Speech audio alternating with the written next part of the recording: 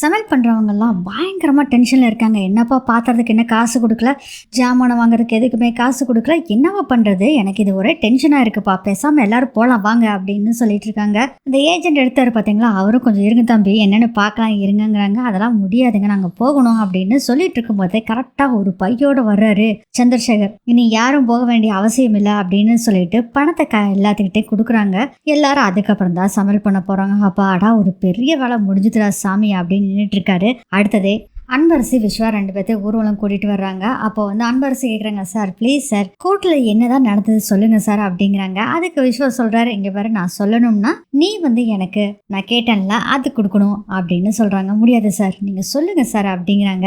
இல்லைன்னா அட்லீஸ்ட் அந்த வார்த்தையை நடி சொல்லணும் அப்படின்னு சொல்லிட்டு இருக்காங்க. அந்த சமயத்துல கூடவே கார் கூட நடந்து வந்துட்டு இருக்கிறாங்க கஸ்தூரியும். அந்த தட்டில் மாங்கல்யம் வச்சிருக்காங்கல்ல, அந்த மாங்கல்ய தட்டை எடுத்துட்டு நடந்து வந்துட்டு இருக்காங்க. மஞ்சு ஒரு பக்கம் வீடியோ எடுத்துட்டு இருக்காங்க. அவங்க போனை வச்சு செல்ஃபி கேமரால வச்சு தான் எடுத்துட்டு இருக்காங்க. அப்பதான் விஸ்வா சொல்றாரு, நடந்தது பூரா சொல்றாரு. சரி உண்மையை சொல்றேன்னு சொல்லிட்டு கோர்ட்டுக்கு போய் ரொம்ப நேரம் ஆச்சு, என்னாச்சுன்னு போய் பார்க்க போறாரு. அங்க தீர்ப்பும் வந்துருது, எல்லாம் சந்தோஷமா இருக்காங்க. அதுக்கப்புறம் கார்ல வந்துட்டு இருக்கும்போது ஃபைட் வருது. அப்போ விஸ்வா அந்த மாஸ்கை கழட்டிறாரு பார்த்தீங்களா, அந்த விஷயத்தெல்லாம் சொல்றாங்க. ஆமா சாருக்கும் பாட்டிக்கும் தெரிஞ்சிருச்சு நான் தான் விஸ்வான்னு அப்படின்னு சொல்லிட்டு இருக்காங்க. இதை கேட்டோடனே ரொம்ப சந்தோஷமாயிருது, அழுதுட்டு இருக்காங்க.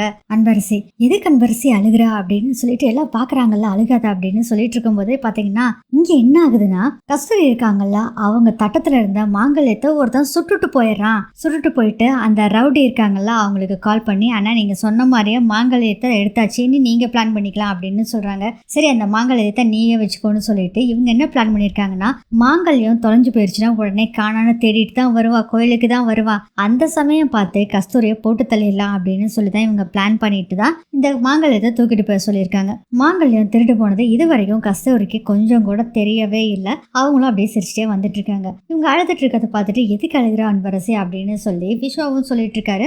அதுக்கப்புறம் அந்த பக்கம் இந்த பக்கம் திரும்பி பார்த்துட்டு இருக்கும்போது அன்பரசி வேகமா அந்த சைடு இந்த சைடு திரும்பி பார்த்துட்டு பச்சைக்குன்னு கணத்துல முத்தம் கொடுத்துட்றாங்க அன்பரசி விஸ்வாக்கு. விஸ்வா அப்படியே ஷாக்ல பார்த்துட்டு இருக்கிறாரு.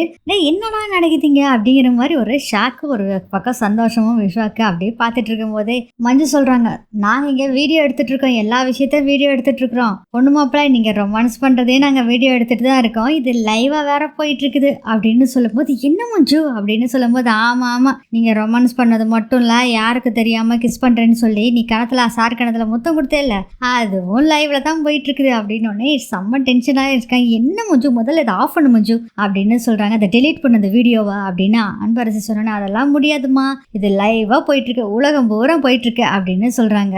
அப்ப விஸ்வா சொல்றாரு, மஞ்சு நீ உன்னை வீடியோ எடு வேண்டான்னு சொல்ல, அப்படியே கொஞ்சம் தள்ளி நின்று வீடியோ எடுக்கலாம்ல, நாங்களும் கொஞ்சம் சந்தோஷமா ரொமான்ஸ் பண்ணிட்டு இருப்போம்ல அப்படின்னு சொல்றாங்க. அப்படியே ஆகட்டும் மகாராஜா அப்படின்னு சொல்லிட்டு மஞ்சுவும் சொல்லிட்டு இருக்காங்க. அதுக்குள்ள அடுத்ததே மங்காவை காமிக்கிறாங்க.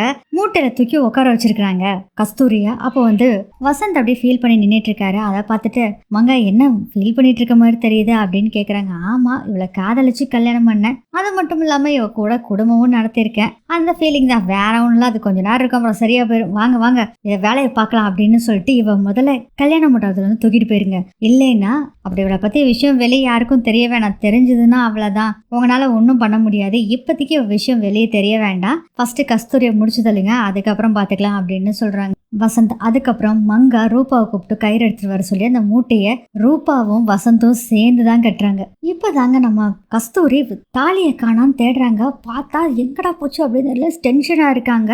அன்பரசி கிட்ட கஸ்தூரி சொல்றாங்க, நான் கோயில் வரலும் போயிட்டு வந்துட்டுமா அப்படின்னு சொல்றாங்கம்மா. நீ என்னவோ பாக்குறப்ப சரியில்லைம்மா, என்ன பிரச்சனை சொல்லுமா அப்படிங்கிறாங்க. அதெல்லாம் ஒன்றும் இல்லடி, நான் கோயில் வரலும் போயிட்டு வந்துடுறேன் அப்படின்னு கஸ்தூரி சொல்றாங்க. இல்லம்மா என்ன பிரச்சனைன்னு சொல்லு அப்படின்னு சொல்றாங்க அன்பரசி. அதுக்குள்ள அந்த ரவுடி பசங்களும் ரொம்ப நேரம் வெயிட் பண்ணிட்டே இருக்காங்க. என்னடா இது தாலியை காணானா கண்டிப்பா வருவாங்கன்னு நினைச்சா இன்னும் ஆளை காணாம என்ன பண்ணிட்டு இருக்கா இவா அப்படின்னு சொல்லி அவங்களும் யோசனை பண்ணிட்டு இருக்காங்க. அடுத்ததே வசந்த காமிக்கிறாங்க. வசந்த் அந்த மூட்டையில கட்டி முடிச்சிடறாரு. கரெக்டா யாரோ ஒருத்தர் கதவை தட்டுற மாதிரி சவுண்டு கேக்குது. உடனே என்ன பண்றாருன்னா வசந்த் அந்த மூட்டையை, அதாவது கௌசல்யா இருக்காங்களா, அந்த மூட்டையை தூக்கிட்டு போய் ரெஸ்ட் ரூம்ல ஒளிஞ்சுக்கிறாங்க. மங்கா போய் கதவை திறக்கிறாங்க. பார்த்தா அந்த ரவுடி பசங்க எல்லாம் 2 ஆள் தான் வந்திருக்காங்க. வசந்த் ஒன்னும் பிரச்சனை இல்லை, நீ வாப்பா நம்ம ஆளுக்கு தான் வந்திருக்காங்க அப்படின்னு சொன்னோடனே மறுபடியும் கௌசல்யா கட்டி வச்சிருக்காங்களா மூட்டை, அந்த மூட்டையை தூக்கிட்டு வசந்த் வர்றாரு. மங்கா சொல்றாங்க, இங்க பாருங்க, இனிமேல் நம்ம இங்க வெயிட் பண்ணிட்டு இருக்கிறது தப்பு. என்ன பண்ணலாம்னா நீங்க முதல்ல இந்த மூட்டையை தூக்கிட்டு அங்கிருந்து கிளம்பிருங்க அப்படின்னு சொல்றாங்க மங்கா அந்த ரவுடி பசங்க கிட்ட. அப்போ வசந்த் நினைச்சு பார்த்துட்டு இருக்காங்க. வசந்த் கிட்ட கௌசல்யா பேசிட்டு இருக்காங்க, ஏங்க உங்களுக்கும் அந்த சிவகாமி மங்காக்கு என்னங்க தொடர்பு? அவங்ககிட்டயே போய் பேசிட்டு இருக்கீங்க. ஐயோ, அவங்களுக்கு எனக்கு ஒரு இதுவும் இல்லை அப்படின்னு சொல்றாங்க. ஏங்க நீங்க என்னென்ன பண்ணிட்டு இருக்கீங்க எல்லாமே எனக்கு தெரியுங்க. நீங்க பெட்டு வச்சு எல்லாம் தோத்து போயிட்டீங்க. அத்தையோட பணத்தை எடுத்ததும் எனக்கு தெரியும் அப்படின்னு சொல்றாங்க. அதுக்கு வசந்த் சொல்றாரு, ஆமா, பணத்தை எடுத்தேன், அதை பணத்தை கட்டுறதுக்கு நான் ட்ரை பண்ணிட்டு இருக்கேன். இன்னும் ஒரு நாள் 2 நாள்ல பணத்தை கட்டிடுவேன், நீ எதுவும் கவலைப்படாத, நான் தப்பான வழியில எதுவுமே போகல அப்படின்னு சொல்றாங்க. அதுக்கப்புறம் 2 பேரும் ஹக் பண்ணிக்கிறாங்க. அப்போ வசந்த் சொல்லிட்டு இருக்காரு, நம்ம ஒரு குழந்தை பெற்றுக்கலாமா அப்படிங்கிறாங்க. அதுக்கு கௌசல்யா சொல்றாங்க, நான் என்னங்க சொல்ல போறேன், நீங்க தான் தள்ளி போட்டுட்டே இருக்கீங்க. அத்தை ஆனா என் மேல ஏதோ குறைன்னு நினைச்சுக்கிட்டு இருக்காங்க அப்படின்னு சொல்லிட்டு இருக்காங்க. இதெல்லாம் நினைச்சிட்டு இருக்காரு வசந்த். அப்போ மங்கா, வசந்த் என்ன நினைச்சிட்டு இருக்கான்? அதெல்லாம் ஒண்ணு இல்லை. என்ன உன் பொண்டாட்டி பத்தி ஃபீல் பண்ணிட்டு இருக்கியா? ஐயோ, அதெல்லாம் ஒண்ணு இல்லைங்க. அவளுக்கு கொடுத்த மயக்க மருந்து இன்னும் கொஞ்ச நேரத்தில் தெரிஞ்சிடும். அதனாலதான் நான் பயந்துட்டு இருக்கேன். இங்கே தெரிஞ்சிருச்சுன்னா வம்பா போயிடும். முதல்ல இவளை தூக்கிட்டு போங்க அப்படிங்கிற விஷயத்த சொல்லிக்கிட்டு இருக்காங்க. வெளியே கதவை திறந்துட்டு யாராச்சும் வர்றாங்களான்னு போய் பார்க்க போறாங்க மங்கா. ஏன்னா ரூபாவும் மங்காவும் இங்க இருந்து கிளம்பிடலாம், ரொம்ப நேரத்துக்கு இங்க இருந்தா கண்டிப்பா நம்மளை காணான்னு சொல்லி தேடுவாங்க அப்படின்னு சொல்றாங்க. கதவை திறந்துட்டு போனா அங்க பாட்டி யார்கிட்டயும் போன் பேசிட்டு இருக்காங்க. அதை பார்த்தோன்னே பதட்டம் ஆயிடுறாங்க. என்னடா இது, இங்கே இந்த கிளவி வந்துருச்சு, அப்ப கோர்ட்ல இருந்து வந்துட்டாங்களா? கோர்ட்ல என்ன தீர்ப்பு வந்ததுன்னு தெரியலையே அப்படின்னு சொல்லிட்டு உடனே சிவகாமிக்கு கால் பண்ணி, ஏன் சிவகாமி, இதனை கோர்ட்ல இருந்து உங்க மாமியாரும் உன் புருஷனும் வந்துட்டாங்க போல இருக்கு, என்னாச்சுன்னு தெரியல, என்னன்னு கேட்டியா உங்க அப்பா கிட்ட அப்படிங்கிறாங்க. அம்மா, நானும் அப்பாவுக்கு ஃபோன் பண்ணிட்டே தான்மா இருக்கேன், ஆனா அவர் ஃபோனே எடுக்க மாட்டேங்கிறாருமா, என்னன்னு தெரியல, பார்க்கலாம் அப்படின்னு சொல்றாங்க.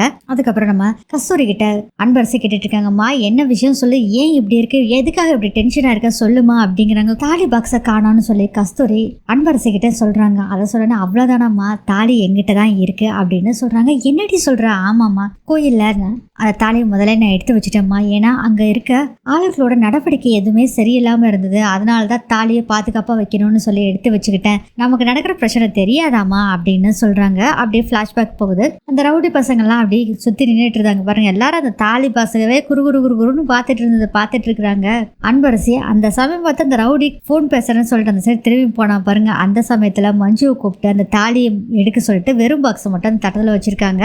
அந்த விஷயத்த சொன்னோடனே செம்ம ஹாப்பி ஆயிடுது கஸ்தூரிக்கு. இதோட இந்த எபிசோட் முடியுது.